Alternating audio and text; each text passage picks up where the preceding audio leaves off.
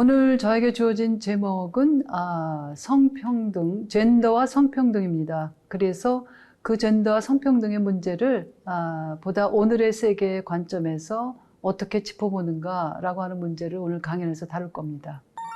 젠더라고 하는 개념이 어떠한 의미를 지니는가?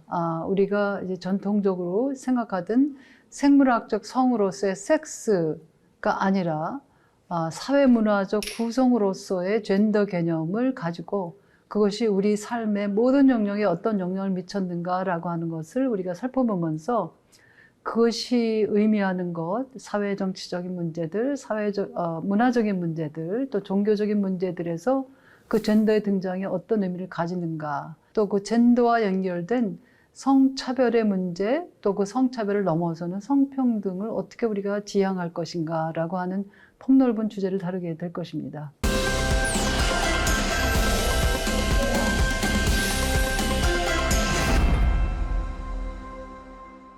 안녕하세요. 제 이름은 강남순입니다. 현재 미국 텍사스 크리스천 유니버시티에 있는 브라이트 신학대학원에서 가르치고 있습니다.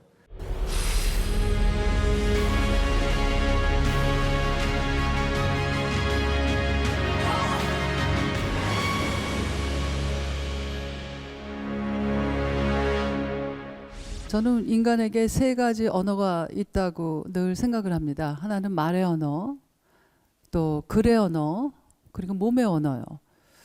이런 강연의 특징은 글의 언어가 아니라 이제 말의 언어와 몸의 언어를 사용해서 이 강연의 의미가 있는데, 제가 네이버 연단 그 열린연단에 그 초청을 받고서 보니까 이 열린연단은 이 세 개의 언어를 다 작동시켜야 되는 거구나. 그래서 굉장히 그 특이하다고 생각을 했습니다. 원고를 써서 내서 글의 언어를 먼저 제가 작동을 해야 되고, 그 다음에는 말의 언어, 그리고 제 표정과 또 여러분들과 상호 교환하는 여러 가지 몸의 언어를 가지고 오늘 여러분들하고 제한된 시간이지만 젠더와 성평등이라고 하는 커다란 주제를 이 오늘의 세계라고 하는 거시적 맥락에서, 또한 미시적 맥락에서 어떻게 짚어볼 것인가 라고 하는 것으로 제가 접근을 해보겠습니다. 전통적으로는 영어로 하면 이제 섹스는 생물학적 성입니다. 그래서 female and male, 우리 동물에 적용하면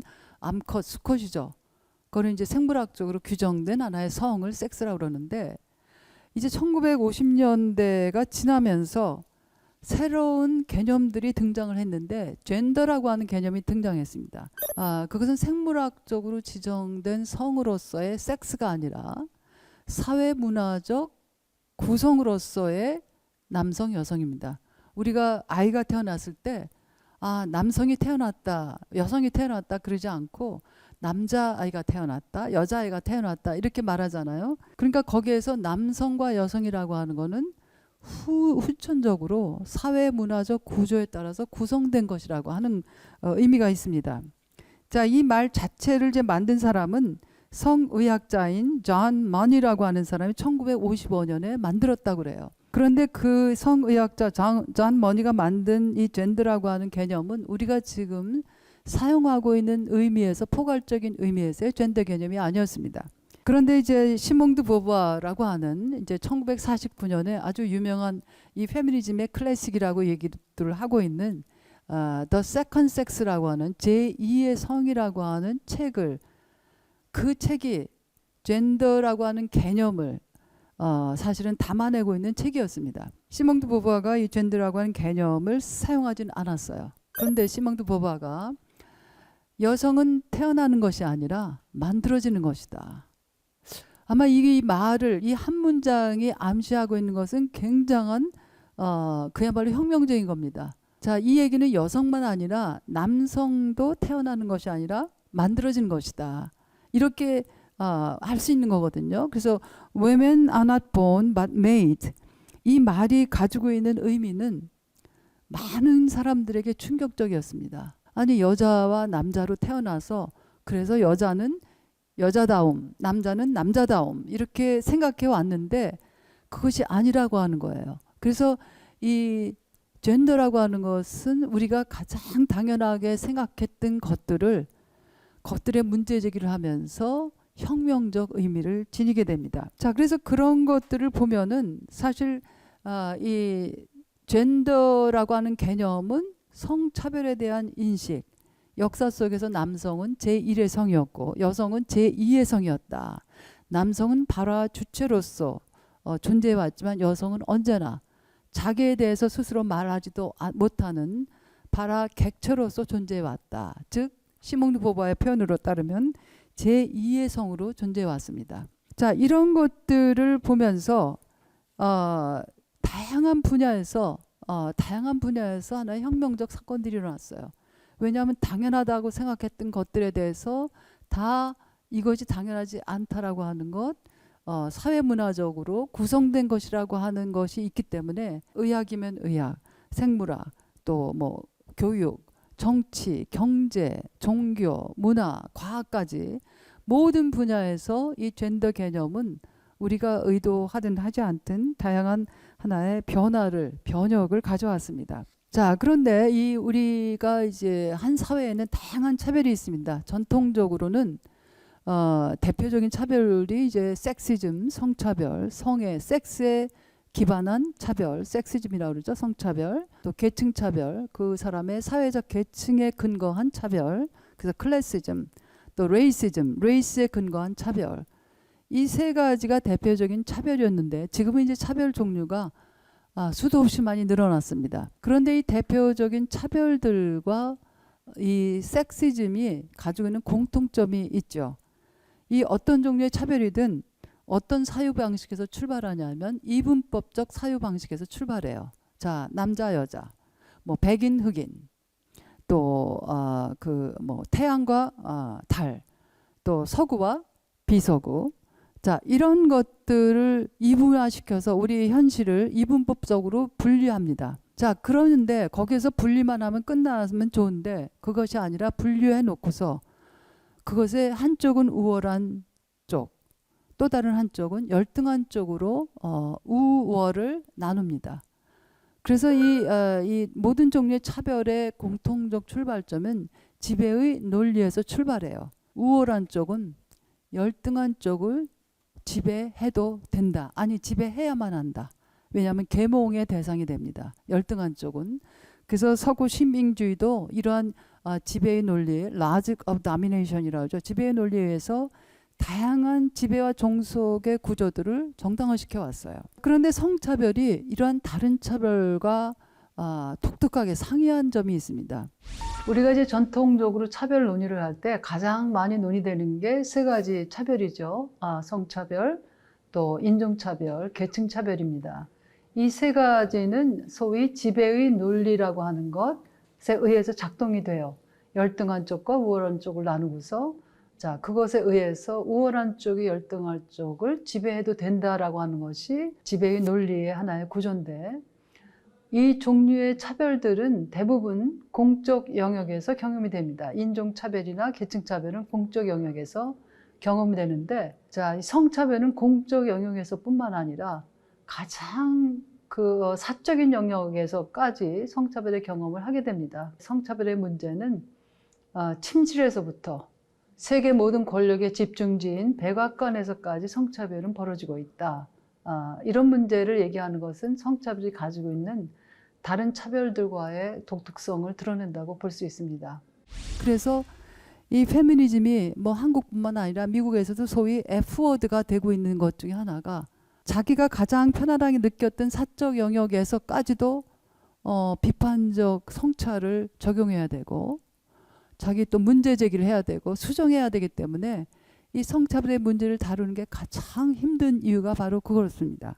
불편한 진실과 마주해야 된다라고 한 거죠. 그래서 성차별이 가지고 있는 이런 특정한 것들이 우리가 직면하면서 이런 다양한 차별들과의 공통점이 있지만 다양한 차별들과는 다른 이런 상이성 때문에 성차별의 문제가 보다 더 복합적으로 조명되고 학습돼야 된다고 저는 생각을 합니다.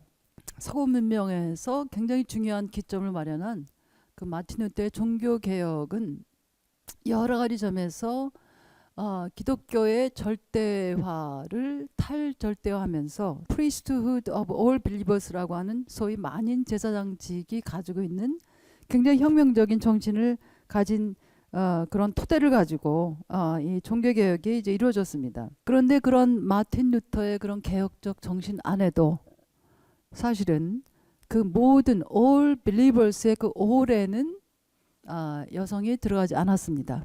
그래서 이 여성이 들어가지 않았기 때문에 지금도 이 성서에 대한 남성 중심주의적 해석, 또 이 종교적 지도력이 오직 남성에게만 적용돼야 된다라고 하는 의식이 지금 21세기 오늘의 세계에도 도취해서 있습니다. 한국의 교회들이나 뭐 다른 교회들도 여성에게 안수를 안 주는 교회들이 참 많아요. 그런데 이제 그 모든 교회들은 뭐라 그러냐면은, 자, 목사 안수를 허용하지 않는 것은 성경은, 자, 이분들은 꼭 성경이라고 그러죠. 성서라고 하지 않고 성경은 여성을 목사로 세우는 것을 금한다, 이렇게 성서를 해석하고 있습니다. 그래서 여성의 역할, 전통적인 여성의 역할, 출산을 하고 양육을 하고 집안일을 돌보는 그 전통적인 여성의 역할은 바로 신적 질서다, 디바인 오더다.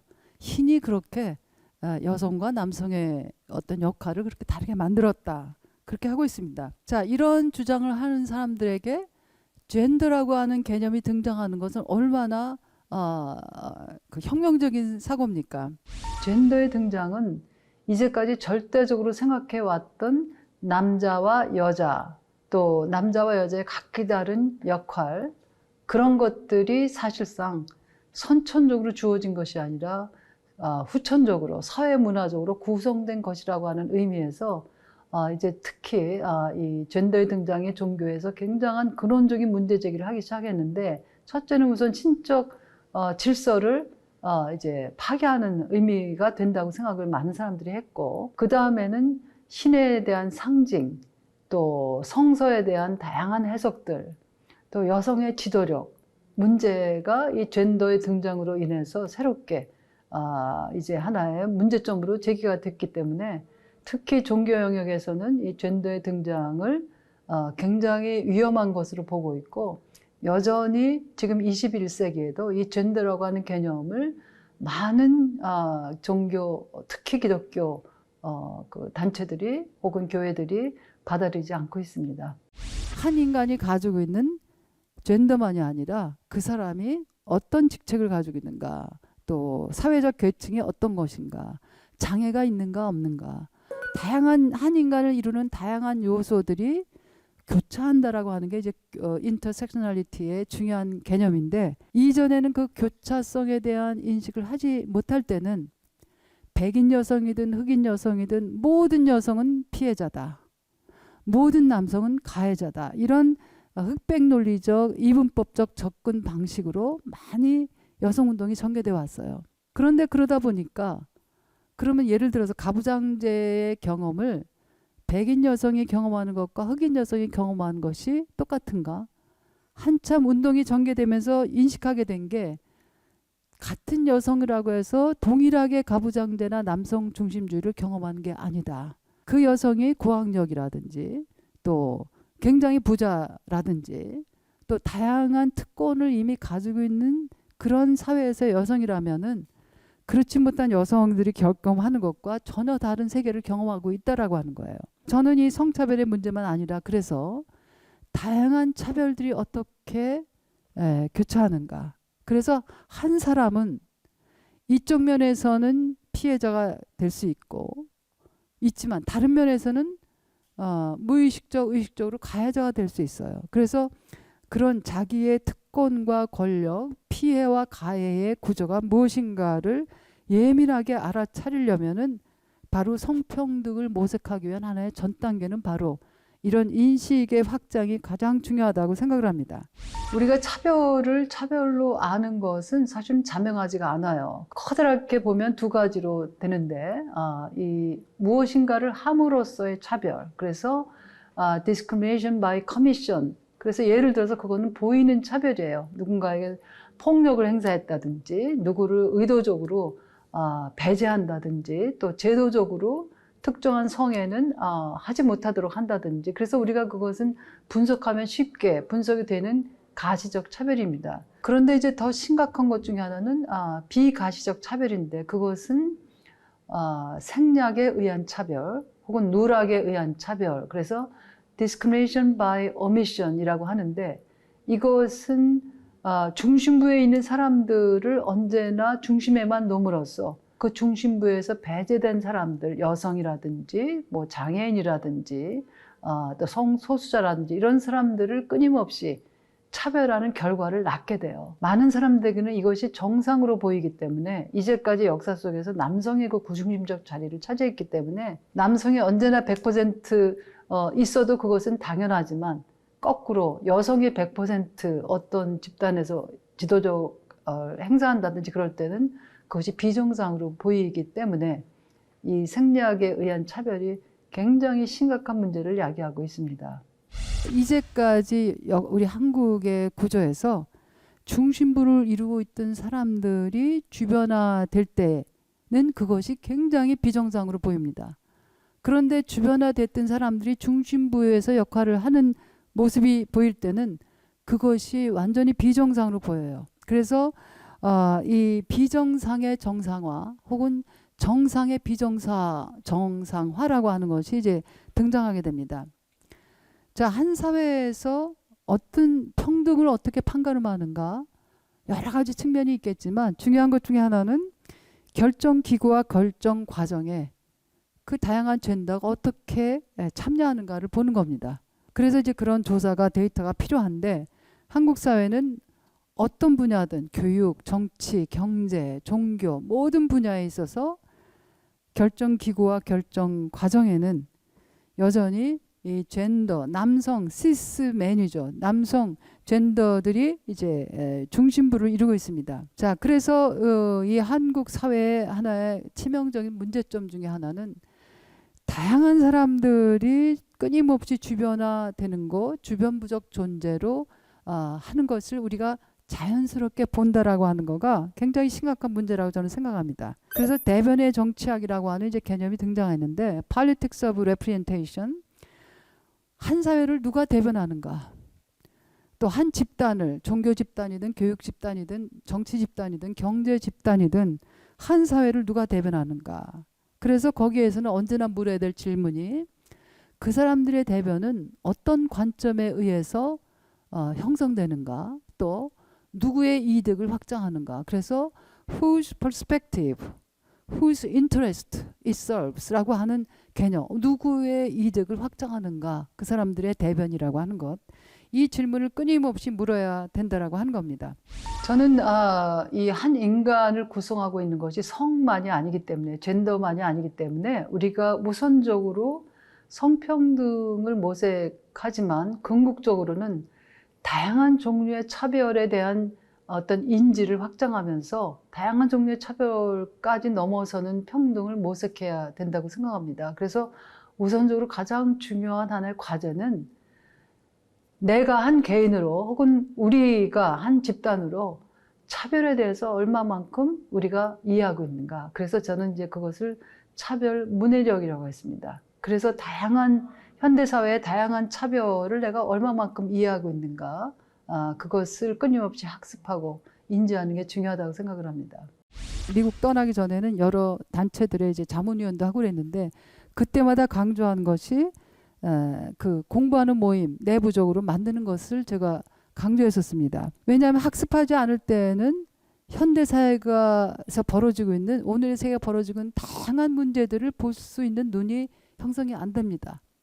제가 페미니즘에 관해서 예를 들어서 뭐 9권인가 책을 썼는데, 그럼에도 불구하고 저는 페미니즘의 전문가다라고 할 수가 없습니다. 제가 알고 있는 것은 그야말로 바닷가에 있는 모래 한 줌을 그냥 집어서 하는 것뿐이에요. 왜냐하면 다양한 분야에서 페미니즘의 문제들, 이 사이버 공간에서의 페미니즘의 문제, 제약회사의 문제, 과학 분야에서의 문제, 그걸 제가 다 알지 못합니다. 그래서 부단히 학습하지 않으면 홀로 해야 되고 함께 해야 되는 그 부단한 학습이 아니면은 희망이 없어요. 제가 한국의 어떤 단체, NGO 단체나 여성 단체에 대해서 우려하는 것 중에 하나가 학습하지 않습니다. 그 단체에서 10년, 20년 일했다라고 하는 것은 아무런 어떤 지식의 보장을 해주지 않아요. 그래서 끊임없이 확장을 하기 위해서는 인식의 어떤 사각지를 넘어서기 위해서는 부단한 자기 학습이 있어야 된다. 그것을 제가 이제 생각합니다. 자, 그래서 궁극적으로는 모든 페미니즘을 포함해서 모든 변혁운동은 하나의 도구입니다. 연장 상자가 있으면 그 안에 뭐 망치도 있고 드라이버도 있고 다양한 연장이 있는 것처럼 이 모든 현대의 담론들은 저는 언제나 도구라고 생각합니다. 그 도구로서 무엇을 할 것인가. 자, 망치라는 도구로서 사람을 파괴하고 죽일 수도 있어요. 그렇지만 그 망치로 못을 받고 집을 지을 수도 있습니다. 저는 학생들에게 늘 얘기하는 게 모든 담론들은 그것이 가지고 있는 기여점이 있고 한계가 있습니다. 그러니까 그 어떤 담론도 완벽하거나 완성된 것이 아니에요. 다만 도구로서 그것을 내가 어떻게 이 인류 사회 또 나의 삶에서 평등과 자유와 이 정의를 확장하는데 그 도구를 쓸 것인가. 그래서 이 파괴적인 무기가 아니라 다양한 시각들을 끌어안으면서 끊임없이 토론하고 또 문제 제기를 하면서 악마화하거나 이상화하지 않으면서 우리가 어떻게 이 삶을 함께 살아갈 것인가. 그것이 저의 가장 중요한 하나의 학문이라는 것이고 제가 강연하거나 가르칠 때 저에겐 그것이 중요합니다. 그래서 마지막으로 강조하고 싶은 것은 사실은 출발점은 성평등이지만 우리가 지향하는 게 저는 궁극적으로 저의 페미니즘도 누가 묻는다면 코스모폴리탄 페미니즘이에요. 자, 젠더라고 하는 것을 출발을 하지만 도착은 뭡니까? 모든 사람들을 우리 동료 인간으로 보는 그 시선. 그래서 제가 개인적으로 가장 좋아하는 하나의 서로에 대한 이해는 뭐냐 하면 제 학생이든 강연을 듣는 분들이든 저의 동료 인간이고 또 그분들도 저를 동료 인간으로 오늘의 세계를 함께 걸어가는 동료 인간으로 보는 시각입니다. 그럴 때는 그 사람의 젠더가 어떻든 계층이 어떻든 직업이 어떻든 학력이 어떻든 사실은 고귀한 하나의 존엄성을 지닌 인간이라고 하는 그 코스모폴리탄적 시각으로 인간을 볼 때에 궁극적으로 우리가 성평등뿐만 아니라 다양한 종류의 평등과 정의 그리고 그 연대 확장이 가능하다고 생각을 합니다. 자, 저의 강의는 이것으로 마치겠습니다. 고맙습니다. 제가 이제 코스모폴리타니즘의 굉장히 중요한 하나의 출발점이고 도착점이라고 얘기를 했는데요. 제가 쓴 책들 중에 코스모폴리탄이란 무엇인가, 즉 세계 시민주의란 무엇인가라고 하는 책이 있습니다. 그것은 내가 인간을 어떻게 이해하는가라고 하는데 굉장히 중요한 하나의 단서를 제공해 줄 것이고, 두 번째는 이것이 어린이들을 위한 이제 책으로 썼는데 2권이 있어요. 1부, 2부가 있는데요. 1권, 2권. 그것이 안녕, 내 이름은 페미니즘이야. 안녕, 내 친구는 페미니즘이야. 이것이 어린이를 대상으로 썼지만 거기에 중요한 개념들이 굉장히 많이 나오고 쉽게 어른들의 독서 모임에도 많이 이제 사용되고 있습니다. 저는 그 책을 추천하고 싶고, 그 다음에는 페미니즘 앞에선 그대에게, 부제가 이 현대 페미니즘이 직면하고 있는 이제 7가지 물음에 대해서 우리 다룬 책이에요. 그 책 하시면 좋겠고요. 그 다음에는 젠더와 종교 문제에 관한 3부작이 있습니다. 그 3부작은 우선 페미니즘과 종교, 또 젠더와 종교, 그리고 21세기 페미니스트 신학, 종교와 이 성차별의 문제, 젠더 문제를 관심하시는 분들은 이 3부작이 굉장히 도움될 겁니다.